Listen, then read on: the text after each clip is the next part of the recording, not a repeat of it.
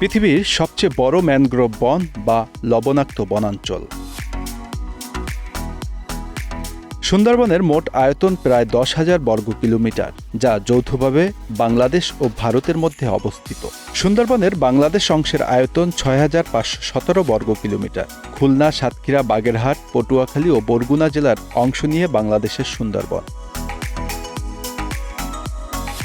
সুন্দরবনের মধ্য দিয়ে প্রায় 400 নদী, নালা, খাল প্রবাহিত হয়েছে। মাত্র 1 শতাব্দী আগেও সুন্দরবনের উপরিভাগে ম্যানগ্রোভ বনে বিভিন্ন প্রজাতির গাছপালা ছিল, কিন্তু গাছপালা কেটে মানব বসতি তৈরি, নদীর পাড়ে বেড়িবাঁধ দেওয়া, স্লুইস গেট বসানো কিংবা ঘের করার কারণে বেশ কিছু নদী ও খালে পানি প্রবাহ কমে গেছে। অনেক দেরিতে হলেও সরকার এসব খাল ও নদী নিয়ে পরিকল্পনা শুরু করেছে।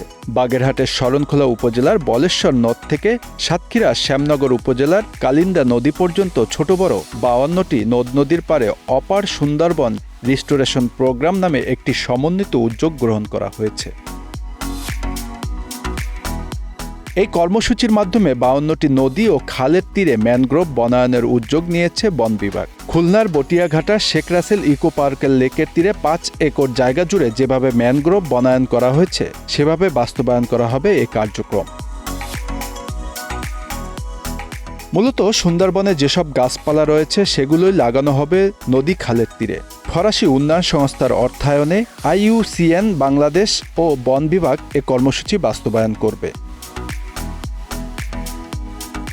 গত বছরের 10 ও 11 সেপ্টেম্বর ফ্রান্সের প্রেসিডেন্ট ইমানুয়েল মাখোঁ বাংলাদেশ সফর করেন। এ সময় তিনি জানিয়েছিলেন তার সরকার জলবায়ু ক্ষতিগ্রস্ত দেশগুলোতে সহায়তা করতে চায়। এ প্রেক্ষাপটে ফরাসি উন্নয়ন সংস্থা সুন্দরবন ও এর উপরিভাগে গ্রামাঞ্চলের ক্ষতিগ্রস্ত এলাকা ঘিরে এ কর্মসূচি নিয়েছে।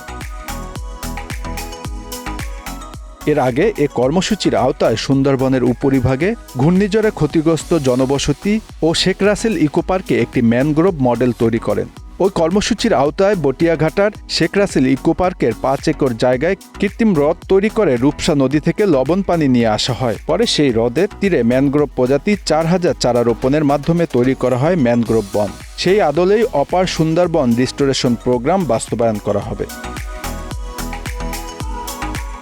এই প্রকল্পের ভেতর দিয়ে সুন্দরবনের উপরিভাগে নদী ও খালপাড় থেকে বিলীন হয়ে যাওয়া ম্যানগ্রোভ বন পুনরুদ্ধার করা যাবে বলে আশাবাদী প্রকল্প সংশ্লিষ্টরা।